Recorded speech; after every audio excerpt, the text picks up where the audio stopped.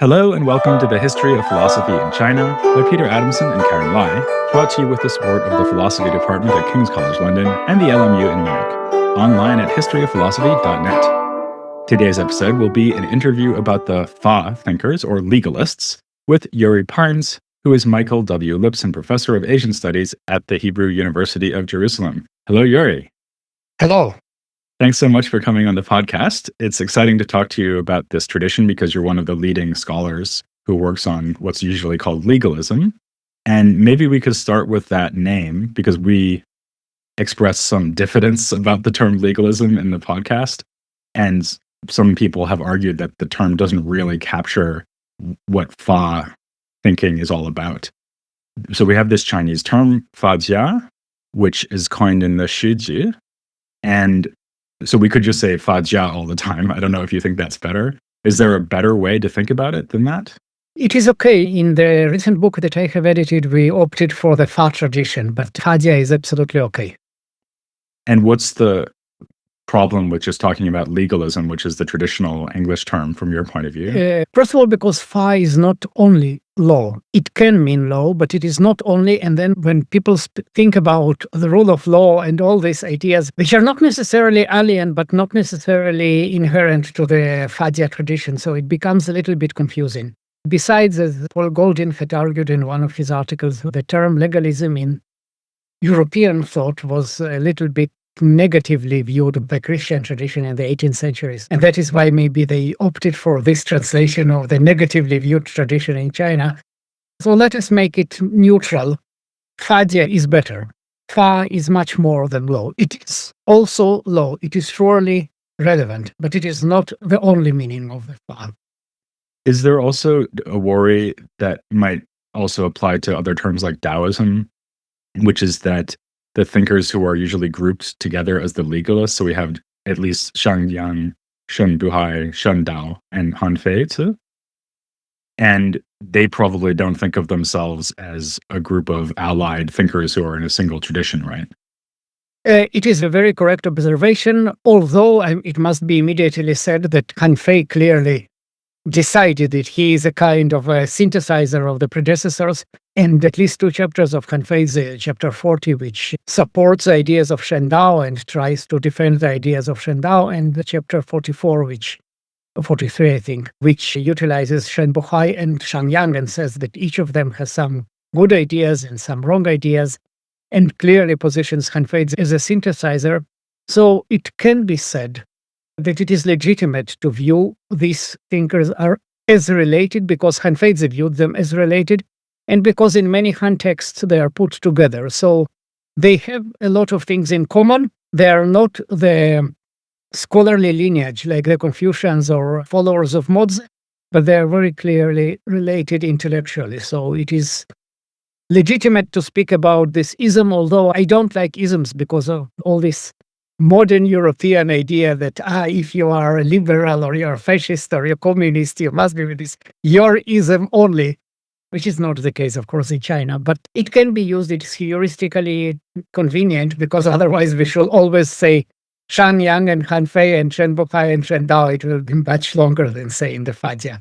Yeah, exactly. We struggled with this on the podcast, of course, because on the one hand, we keep saying, well, you should take these categories with a grain of salt. But on the other hand, we organized the whole series in light of the supposed schools.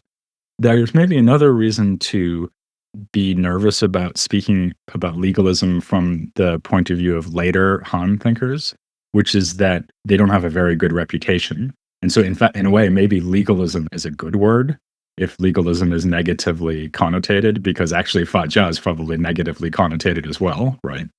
And the reason why later thinkers might see the Fa thinkers in a negative light is that they have this reputation for cruelty, political brutality, and they associate this with the Qin dynasty. So maybe we could take that as two questions. So first of all, is this accusation of brutality and cruelty warranted?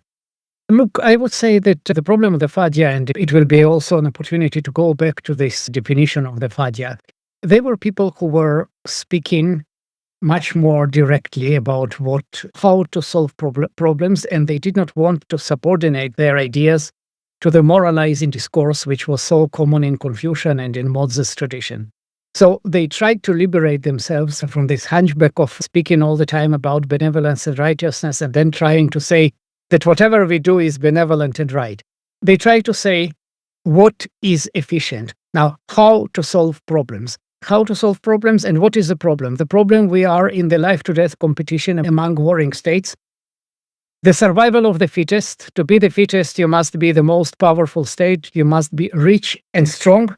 And to be rich and strong, you need to overpower any groups of population which weaken the state, including the masses of the people who don't want to pay taxes too much, who don't want to go to serve in the army, and who actually want to benefit personally and not collectively.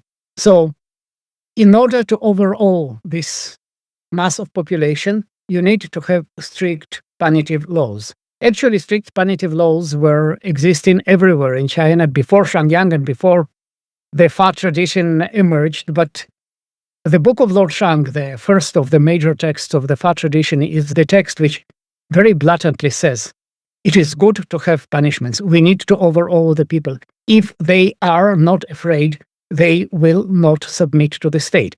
And it is a very provocative text. It is written in order to provoke the reader. It does misserve maybe, or maybe served, as Shang historically might have wanted this reaction. He says things which others don't want to say. He says, okay, if we punish for the crimes which have not still been committed, which were only planned, and if we demand of everybody to denounce everybody, including your family members, then there will be no crimes, then nobody will be punished, and everything will be okay. But this is eradicating punishments with punishments. In order to do this, we should be completely merciless. Even if you had a lot of merits before, but now you committed a crime, you will be punished without any excuse. And this system, of course, it is a bad feeling. All of us have bad feeling when we read this kind of passages. And remember that the first major scholar who summarized Shang Yang's ideas was Sima Qian, his biography of Shang Yang. And he was the victim of this merciless punishment. He was himself castrated because he protected his friend in the court. And he had very good reasons to dislike this insistence on merciless punishments as the only way to overawe the population. So he summarized his biography of Shang Yang, saying that he was very cruel, and this label became the most notable label, which is applied first of all to Shang Yang and then to the entire Fa tradition. Something you mentioned there is the idea of eliminating punishments through punishments. And I wonder whether, if you wanted to make a case against or a case in favor of the legalists and saying that they're not as cruel as they might look, you could argue, well, if you're just thinking about it in utilitarian terms, it's better to live in a society where there are no crimes, obviously. And one of the reasons it's better to live in a society with no crimes is that you don't have to punish anyone. So the question is, how do we get there? Will we communicate that there will be severe punishments for anyone who commits a crime, and you can be guaranteed that the punishments will be inflicted upon you with no mercy, right? And so actually they might say, well, everything else looks benevolent and pious and kind, but since it's arbitrary and unpredictable, actually it leads to more cruelty in the long run. This is precisely what the Book of Lord Shang says in chapter 7, which justifies, he says, what the people call righteousness is the way for violence, and what I call punishments is the way for the supreme virtue, which will be implemented in all under heaven.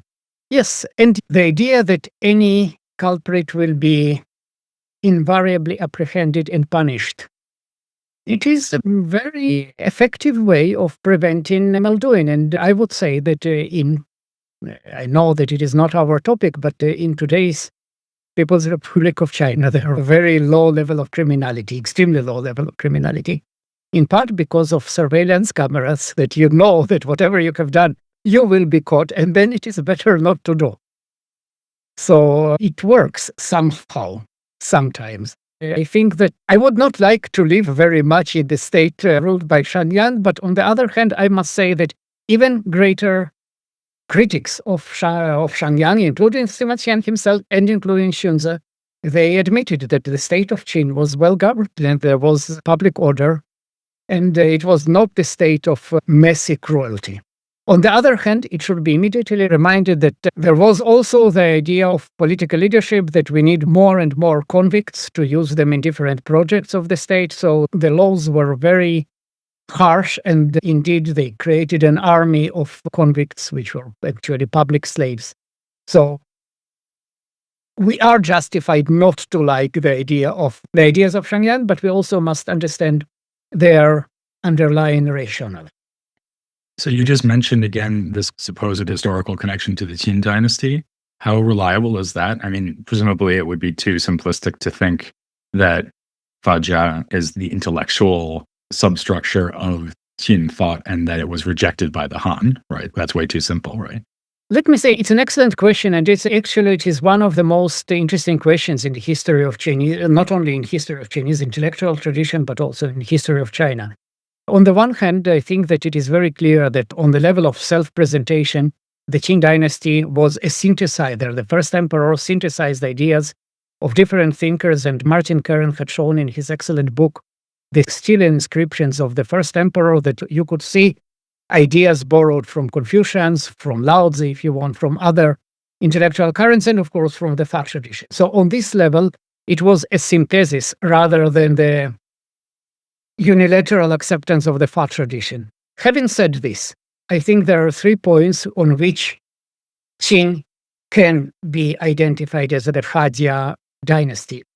The first point, because the unifying Qin Empire was an outgrowth of the pre-imperial state of Qin, which was actually completely restructured by the historical Shang. All the ideas of Shang, of which I would point only one, the idea of the total state which controls everything, controls all the material and human resources.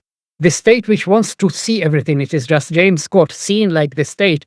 Scott considered the modern state as all-seeing, but the state of Qin was very much trying to see, to control, to register everybody, everything, horses, hay, whatever, flora and fauna in the most remote areas. It is very much young ideas. It is not the ideas of Mengzi. Mengzi would not consider this a normal state of affairs. So it is number one. Number two, and it is more important, I think, Shang hated any autonomous elites. His idea was to create a society in which your merit, your contribution to the state as a tiller and a soldier will be the only way to enhance your socioeconomic status.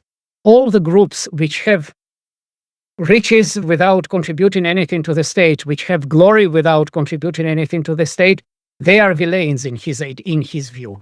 The idea was to not, it is impossible maybe to eliminate all the autonomous elites, but it is very clear that the Qin was designed to prevent these elites from having much to say, even on the local level, not to say on the national level.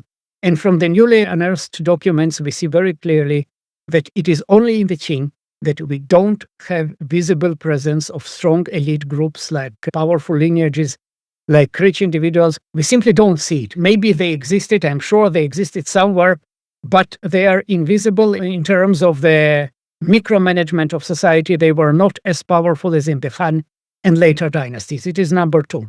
And number three, it is more related to Han Fei and also to the entire Fa tradition. This tradition does not believe in the major premise of Confucians that the state must be ruled by the morally upright noblemen, Junzi. It believes that there are too many fake noblemen and too many people who just use moralizing discourse, but they are not moral. Instead, let us rule the state by Fa, which means also institutions. So it is an answer to your first question as well. And we should regulate everything, we should institutionalize everything, and we should not rely on individual morality of officials. And this is very clear from the administrative documents which we have now from Qin. They mistrusted their officials. No single dynasty in China perhaps was so suspicious of everything done by its own officials. Any small violation of any smallest regulation, when you don't reply to the official missive in 1 day, you're already punished. When you miss for 2 days, the punishment will be very strong, and after 3 days, it will be really harsh. punishment, including dismissal and going to penal service elsewhere. So this is very much a Fa tradition. It will remain present even under the Han, but not to the same extent. Yeah, This so is actually, something very peculiar to the Qin. it is starting to sound like a pretty tough time to be alive. So either you're a minister, in which case you're under immense pressure and threats from your higher ups, or you're not, in which case you're being dragooned into the army. So I think that the idea, it was too early to be implemented in real time. Maybe today, with the advance of artificial intelligence, we shall have a completely powerful Fa, which everybody will know exactly what to do and what not to do. I'm not sure it will be a great state of affairs. I'm not looking But at forward least to now it. it is theoretically possible. Back then, when we look at all this administrative nightmare, all these myriads of regulations, and you need to pay attention to everything, I think how tough it would be, as many of us, I'm sure that you as well, we were in the administration in our universities, and if I would be regulated the way of Qin, it would be nightmares. Yeah. So you mentioned Han Fei, or just Han Fei, and he's really the key figure who gets associated with the Qin, right? So one thing I wanted to ask about him actually is precisely this issue about Fa. And so obviously that's a central idea, but he's also often talked of as having introduced these other major concepts. So we have Shu, which is maybe technique or something like that. And we have Shi, which is maybe political position or positional power. Positional power, yeah. Right. And I'm wondering whether you could say something about the relationship of these two other concepts to Fa. So why isn't Fa enough of a conceptual resource to explain his political theory? It's very interesting. This observation is coming from Liang Zichao in the early 20th century, who divided the Fa tradition into three currents, the one which is focused on Fa, which is focused on Shu, and one which is focused on Shi, and then it became very popular among the scholars. I would say there is a difference between the importance of Shi and the importance of Shu as additional to Fa. The Shi as positional power, it is very eloquently defended by Han Fei in a chapter which is called Objections to Positional Power, in which he presents ideas of Shen Dao, who says that, okay, the ruler is not dependent on his personal qualities, but just on the position of power. This is the only thing which matters. Then he presents an attack on this idea, and then he defends Shen Dao. It's a very interesting chapter. But actually, all his idea about Shi is to say, friends, individual qualities of the rulers and actually individual qualities of the ministers don't matter much. What matters is your institutional position. And this is an attack on the Confucian interpretation of meritocracy. We don't need meritocracy of these moral people because morality is in any case unquantifiable and it is impossible to determine who is moral and who is not. Let us check everybody according to performance and let us address everybody according to his position of authority within the system. Actually, it is very close to the idea of Fa, the rule by institutions, not the rule by moral men, by noble men of Confucians. The idea of Shu is more interesting, and here I think one of my colleagues in China, Song Hongbing, he made a very radical, innovative argument about it. He says that Fa is, law and institutions, it is something predictable, transparent, fair, everybody knows. And Shu is related to another aspect of politics. Politics is also about power, about struggle for power, in which you cannot be fair, in which you cannot be transparent, in which you cannot play according to the rules, because unfortunately, as we know, if you are transparent in politics, you are eliminated in House of Cards. Everybody watched this.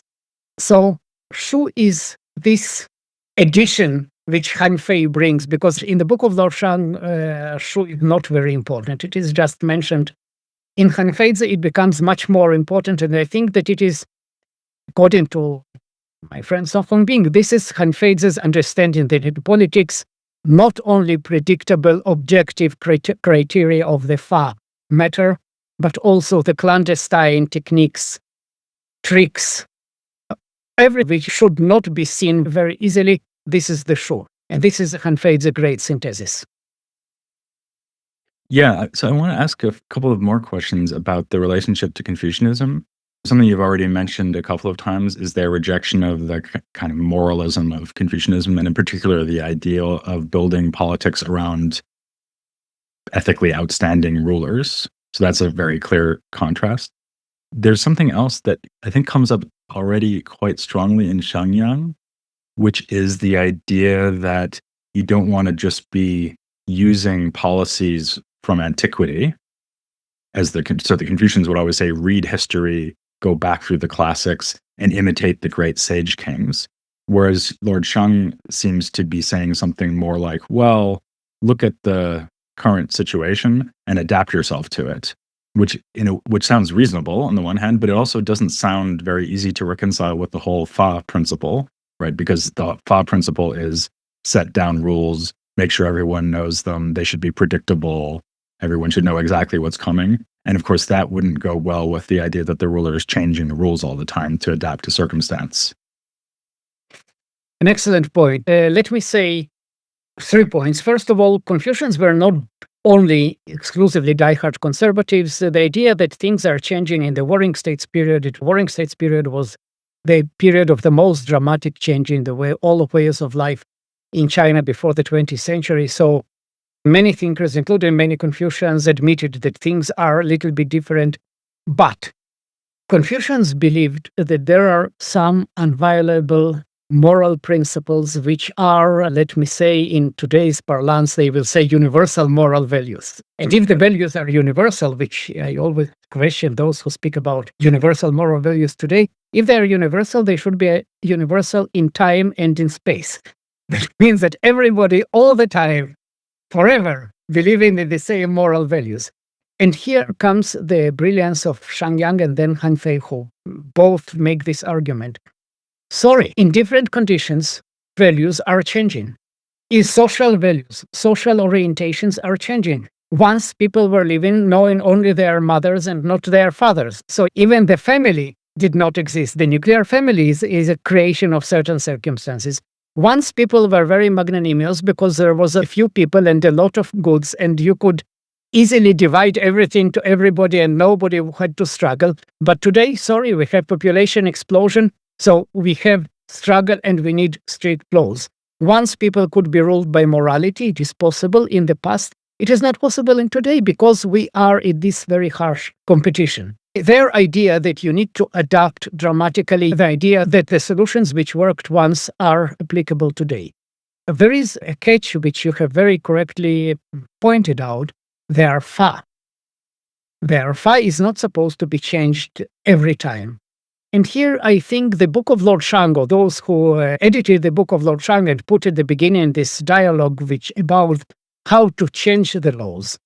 So sometimes when the circumstances really demanded, you need to change everything, to change institutions, to change regulations, to change laws, to change everything. But it should not be done frequently because the situation doesn't change dramatically every second day. And that is why the editors of the book, the last chapter of the book, it focuses on how to preserve, how to fix, how to make laws clear, inviolable, and everybody knows the laws. That is it. Jia, the great Confucian scholar after the Qing dynasty, he ridiculed the Qing dynasty especially exactly for being unable to change its own ways after it unified China. So he used the Feizi assault on conservatism in order to attack those who were actually adherents of Feizi. And this is a problem. We know all the innovative ideologies, when they win, they try to say, okay, from now on, we shall follow our own ideology. Our revolution succeeded, and from now on, it becomes a conservative power. It is very difficult to change all the time. But I think that the Feizi were their major contribution, perhaps, to Chinese thought is the legitimacy of change, of dramatic change, of changing everything, just discarding all the previous ideas, discarding all the previous models, and thinking, okay, we live in the new circumstances, let us do something completely novel. So from this point of view, I really admire their ideas, whereas on practical level, of course, I have a lot of disagreements. Yeah, so that's a really clear contrast to the Confucians who, in some ways, do give scope for at least the sage to adapt to circumstances, right? So we have this idea that Kongzi himself could size up a situation and respond appropriately and so on. But the idea of political change, large scale political change that might take us to policies that are very different from the ones that were imposed by the great leaders of the past, that's very anti Confucian. Is there anything that they agree about? Can you almost just say, well, if think of a Confucian idea, the legalists will disagree with it? Or are there some overlap between them? Much of my early research was dedicated to show that despite their disagreements, they agree on the bottom line. All of them agree that the all under heaven should be unified. The disagreement how it should be unified. Menzi believes in the benevolent unification, whereas Shang explains no, only by war. And when you win all the wars, there will be no more war. But the bottom line is stability is in unity. Either your Menzi or your Shang both agree. Second, all agree on the monarchic principle of rule. They all know that the monarchs are not the most brilliant people in the world, but they all know that there is no alternative, because if there is bifurcation of authority, there will be struggle, contestation, and again war. So if you want to put an end to the war, it is better to agree that there is one single ruler who will determine. The bottom line will be that he will say what is right and what is wrong.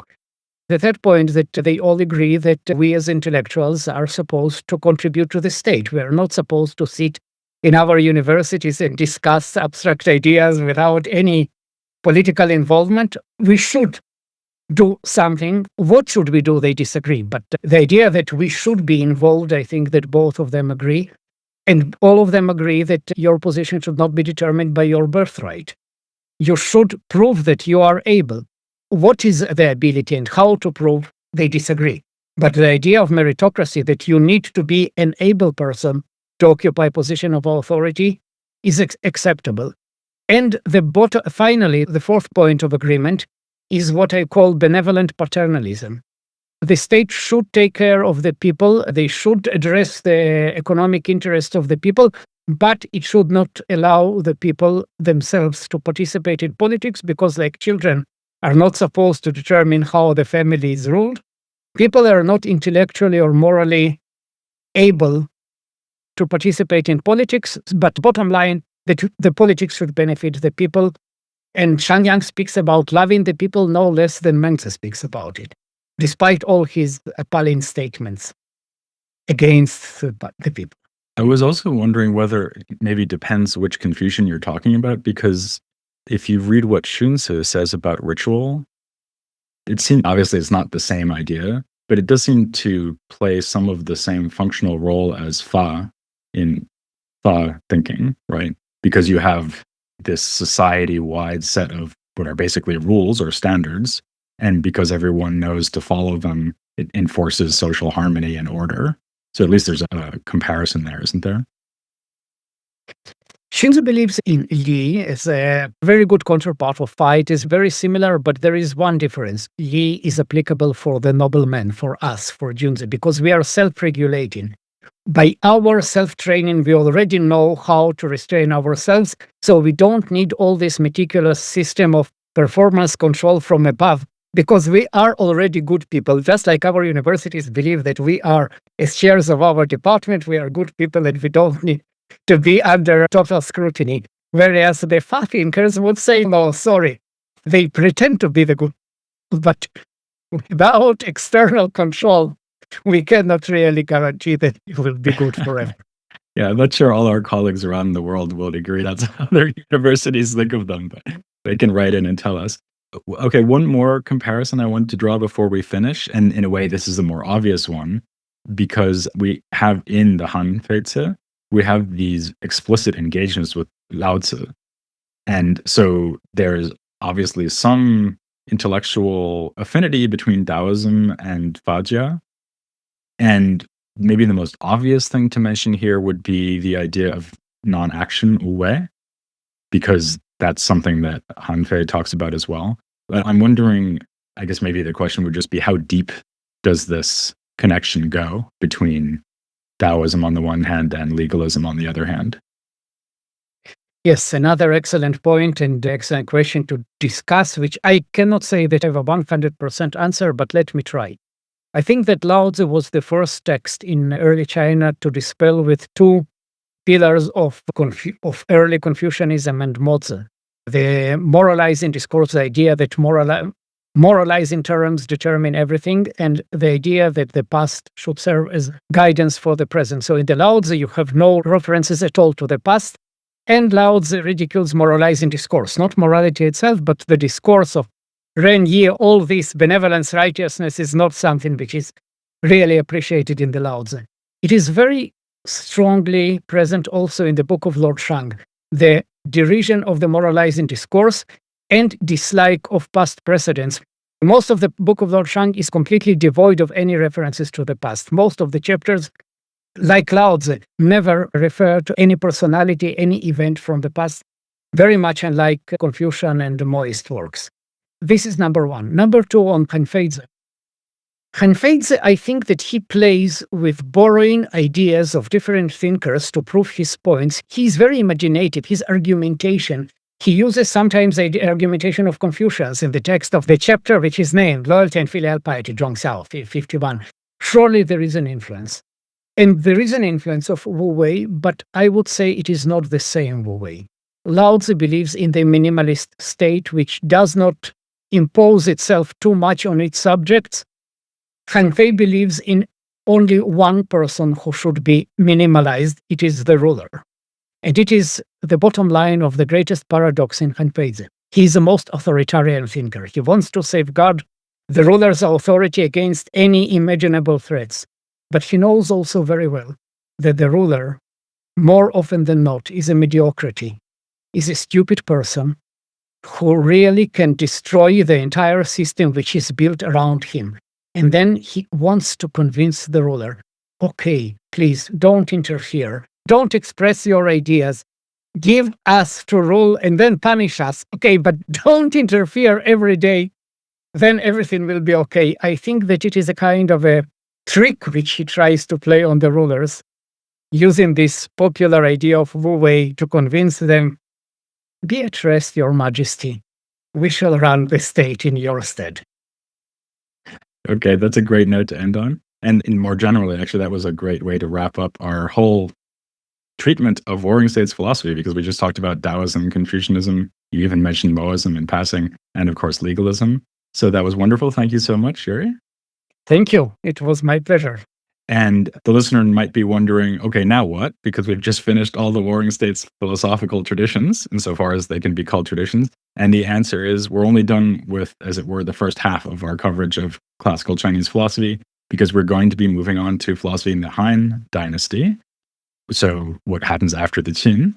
And as you'll see, that's complicated and fascinating. It's more difficult to classify each text as being part of a supposed school, which will make things complicated, but also intriguing. So that's what's coming on the podcast. Again, I'll thank Yuri Pines very much for coming on. Thank you.